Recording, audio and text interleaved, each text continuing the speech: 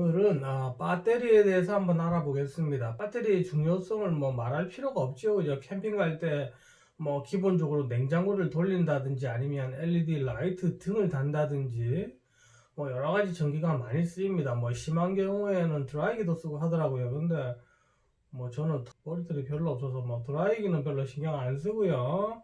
하여간 그렇습니다. 그래서 전기를 많이 쓰다 보니까 배터리를 어떤 식으로 셋업을 하는지에 대해서 궁금하신 분들이 분명 있지 않을까라는 믿음을 가지고 이 영상을 만들어 보겠습니다. 시드니 같은 경우에는 그 코로나 때문에 그 현재로서는 어디 놀러 가는 게 법으로 금지가 되어 있습니다. 그래서 뭐 벌금을 맞는 경우가 많은데요. 그래서 저희들 같은 경우에는 6월 1일부로 풀립니다. 그래서 저희들 6월 첫째 주 6월 6일이지요. 그때 토요일 날 1박 2일 산으로 정모를 가려고 지금 준비 중에 있습니다. 있어서 갔다 오면 뭐 거기에 맞는 또 동영상을 만들 거고요. 이번 코로나 기간에 제가 재밌는 이야기를 하나 들은 게 있어서 꼭 요걸 먼저 이야기를 해드리고 이제 배터리 이야기를 해야 되겠다 라고 해서 이야기를 해드리는데요. 그 제 친한 형이 있는데 형이 그 바닷가로 낚시를 하러 갔대요. 근데 어느 동네에서는 뭐 합법이다 불법이다 말이 많았어요. 사실 낚시를 한번 하러 가려고 이렇게 하니까 주위에 낚시를 이제 갔다 왔다 하는 친구들이 많았던 거지, 지인들이. 그래서 그 형이 낚시를 이제 쫙 갔는데 어디 가다가 낚시터 근처에서 경찰이 잡았대. 그래서 잡아서 니 어디 가냐, 낚시하러 간다 이러니까 안 된다, 불법이다, 니 낚시하면 안 된다 이러는 거예요. 그래서 그 형이 아니 아는 사람들도 다 낚시하고 이랬는데 왜 난 낚시가 안 되냐 이러니까, 그래서 경찰이 그 생계와 관계된, 그러니까 일이죠. 먹고 사는 거와 관계된 일이 아니고서는 그런 레크레이션은 지금 불법이다, 하면 안 된다라고 이야기를 했대. 그래서 그 형이 나한테 다시 물어보라고. 그러니까 경찰이 그래 니 어디 가냐 물어봐대. 그래서 그 형이 no job, no money, no food, I need food 이랬대요. 그랬더니 경찰이 그거 괜찮다, 이유 괜찮다 이러면서 가라 그랬대. 그래서 낚시를 안전하게 무사하게 하루 종일 재밌게 하고 고기도 잡고 왔답니다. 재미없나? 나 되게 재밌게 들었는데 하여튼 그렇습니다. 그런 이야기가 있었고요. 웃음을 뒤로 한 채 배터리에 대해서 이야기를 시작해 보겠습니다. 기본적으로 저희들 차들 급이 그렇습니다. 그죠? 우리가 산에 가는 4월 드라이브들이 배터리가 하나가 달려 있는데 그 사이즈가 작은 사이즈가 아닙니다. 보통 뭐 다르겠지만 보통 100에서 한 130 암페어 정도 합니다. 그 정도 사이즈의 배터리인데요. 그 정도 사이즈 배터리면 저희들 밤에 등 키는 거 있습니다. 그죠? 밤에 라이트라든지 냉장고 그런 거를 돌릴 수는 있는데 그렇게 오래 못 돌립니다. 예를 들어서 뭐 배터리 성능이라든지 아니면 냉장고 성능 크기에 따라서 아니면 계절, 특히 여름이나 겨울에 따라서 그 냉장고 같은 경우에는 그 소비 전력이 똑같지가 않습니다. 그죠? 그러니까 여름에는 더 많이 돌아가야 되고 뭐다가, 그리고 겨울에는 덜 돌아가다 보니까 전기를 작게 먹겠죠. 그런 차이가 있다 보니까 정확하게 이거다라고 말씀드리기는 그렇지만은, 쉽게 말해서 뭐 제 걸 이야기를 한다면 제 거 60리터짜리인데요.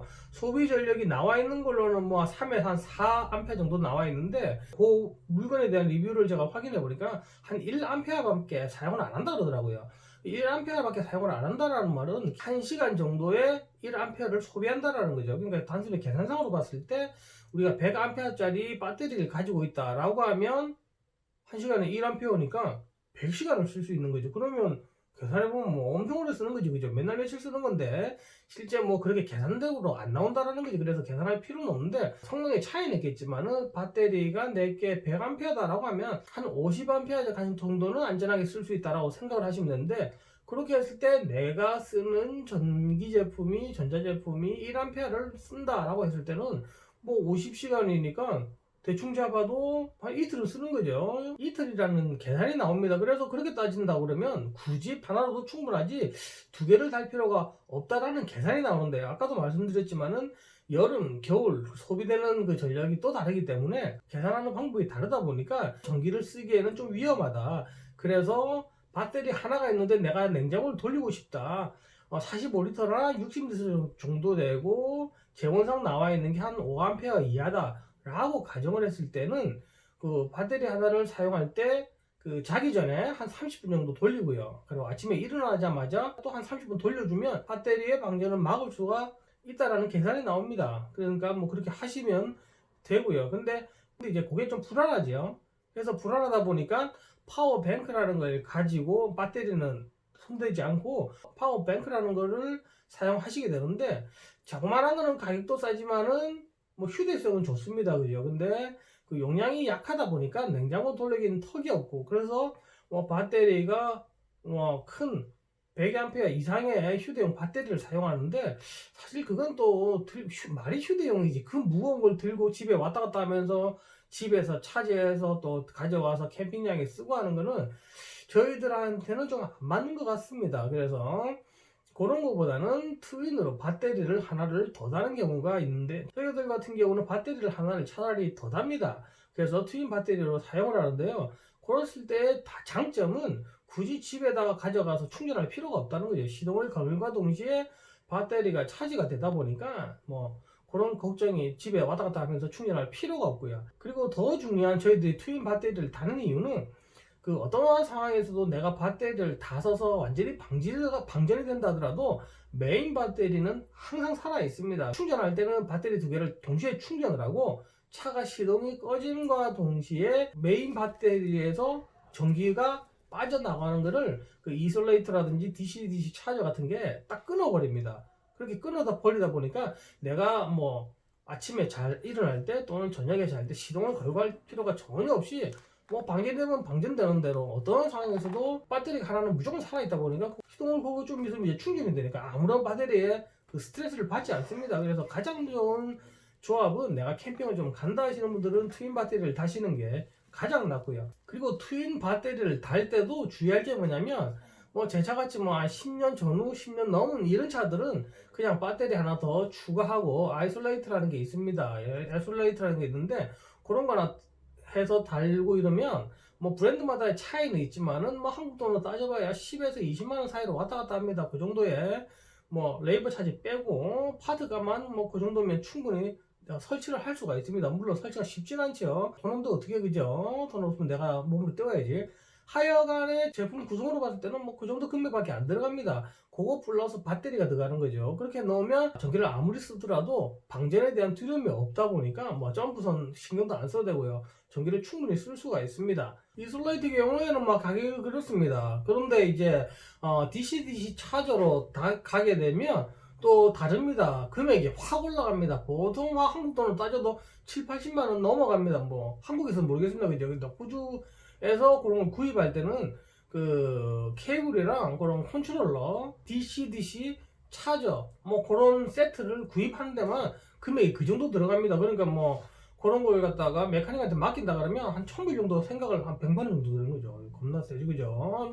그 정도를 생각을 하셔야지 달 수가 있습니다. 그런데 뭐 굳이 싼 이솔레이터도 달 수 있는데 굳이 뭐 비싼 DC-DC 차저 같은 거를 꼭 달아야 되나 라고 하실 수가 있는데요. 뭐 10년 넘은 제 차같이 옛날 차들 대충 그냥 엔진 돌아가면 제너레이터 돌아가면 배터리 그냥 죽으라고 충전하고 그런 식이면 문제가 안 되는데, 요즘에는 차량의 그 연료 절감이라든지 그런 부분 때문에 제네레이터가 지만대로 도는 게 아니랍니다. 배터리 온도라든지 아니면 배터리의 상태에 따라서 완충을 시킬 수도 있고 완충을 시키지 않는 경우도 있고 막 그렇다 그럽니다. 메인 배터리만 항상 지가 신경을 쓰고 체크를 하다 보니까 일반적인 싼 이솔레이터를 달게 되면 보조 배터리에 충분히 전기를 공급을 시키지 않는 문제가 생깁니다. 최근에 나온 차들은 꼭 DC-DC 차저를 연결을 하셔야 됩니다. 뭐 돈이 들어도 어쩔 수 없지, 그냥 뭐 좋은 차 샀으니 뭐 돈 더 들어가야지. 하여간에 그렇게 연결을 하셔야지 보조 배터리도 충분히 그 충전을 시킬 수가 있습니다. 제네레이터를 강제로 막 돌려가지고 메인 배터리뿐만 아니라 보조 배터리에도 전기를 충분히 공급할 수 있도록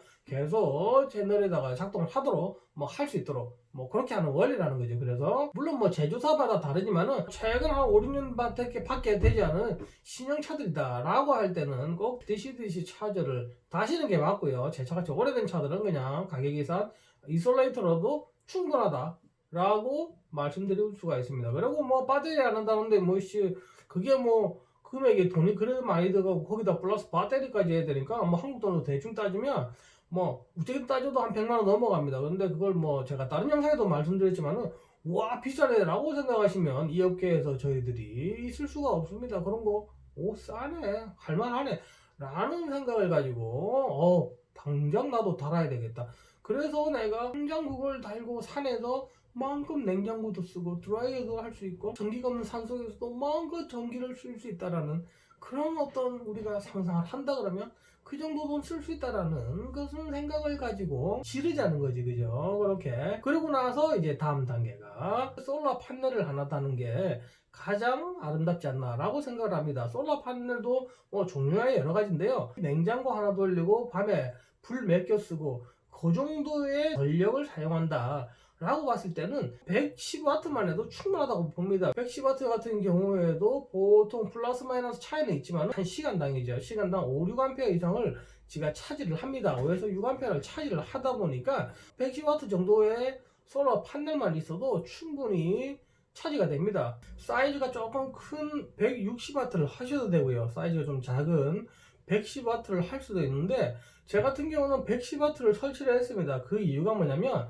그 루프렉에다가 판넬을 설치를 하는데 그 사이즈가 너무 커버리니까 루프렉에 샤워에 뭐 짐을 실어야 되는데 짐을 실을 수 있는 공간을 상당히 잡아먹는다는 거죠. 그래서 뭐 110W 정도의 판넬이면 충분하지 않을까 라고 해서 110W 판넬을 제가 달았고요. 그리고 또 중요한 거는 컨트롤러입니다. 컨트롤러가 있는데요. MPPT라는 거랑 PWM이라는 게 있습니다. 그 두 가지 차이가 뭐냐면 가격의 차이입니다. 비싼 게 좋지, 그죠? 비싼 게 좋고 싼 게 뭐 후지지. 근데 뭐 저는 이제 싼 거 했습니다. 싼 거 한 이유가 비싼 거 하면 좋은데 가격 차이가 우선 많이 나고요. 그리고 저 같은 경우에 한 곳에 뭐 며칠을 머무를 일이 없습니다. 길게 해봐야 1박하고 점심 늦은 시간까지 머무르다가 이동을 하는 뭐 그 정도의 항상 일정이기 때문에 오랫동안 한 곳에 머무를 일이 없다 보니까 120W도 충분하고 뭐 컨트롤러도 싼 거면 뭐 이 정도면 충분하다 해서 싼 걸 했는데요. MPPT 같은 경우에는 흐린 날이라든지 비가 오는 날에조차도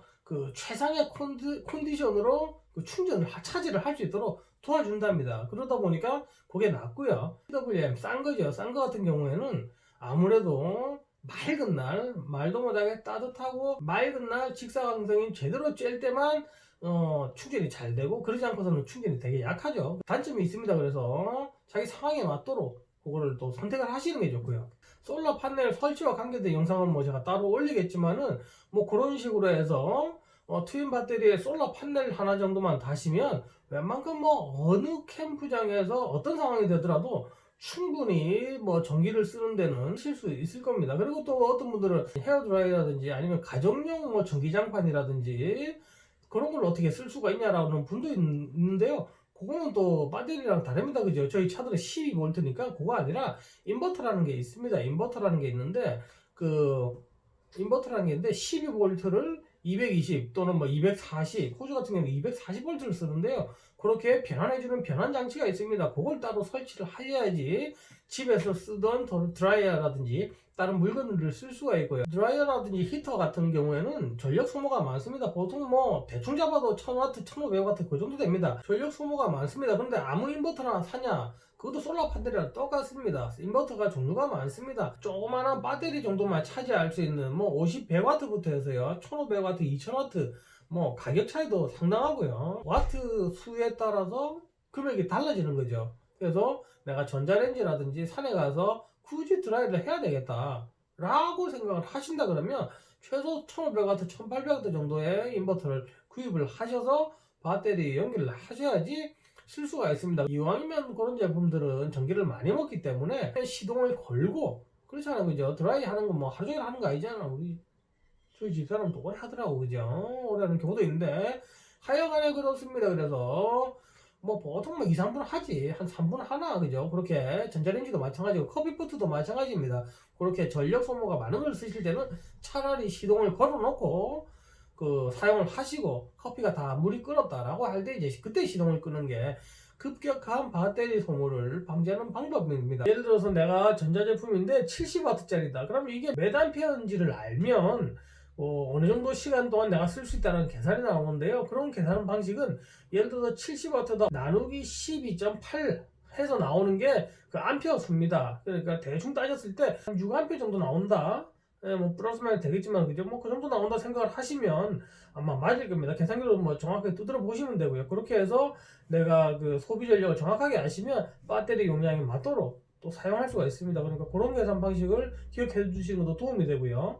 그리고 또 하나 뭐 팁을 드리자면 항상 배터리는 완전 충전이 돼 있어야지 성능이 오래 간다고 합니다. 뭐 2, 3년 보통 이야기를 하는데 5년 이상도 씁니다. 그게 그렇게 오래 쓸 수 있도록 하기 위해서는 항상 배터리를 깨끗하게 그 위에 표면이죠. 위에 표면을 항상 깨끗하게 먼지가 없도록 닦아주고, 그리고 항상 배터리가 방전이 되지 않도록 항상 빵빵하게 충전을 시켜주는 게, 그렇게 하시면 배터리는 항상 건강하게 오래 쓸 수 있다 라고 말씀을 드릴 수가 있습니다. 혹시 영상을 보시고 저 궁금하신 점이라든지 그런 거 있으시면 참으세요. 뭐 저한테 뭐 메시지 보내지 말고요. 그냥 꼭 참으시고 딴 사람한테 메시지 보내시고요. 뭐 제가 전문가 아닙니다. 그냥 뭐 캠핑 오래 하고 저희들 활동 오래 하다 보니까 여기저기 뭐 듣는 거 많고 본 거 많아서 제가 뭐 조금 아는 체 한 거지 뭐 잘 모릅니다. 그러니까 궁금하신 거 꼭 참으시고요. 구독과 좋아요 아시죠? 뭐 굳이 안 해도 되고요. 그냥 뭐 좋아요 정도 뭐 눌러주시면 감사하겠습니다. 영상이 도움이 되셨길 바라고요. 여기서 마치겠습니다. 감사합니다.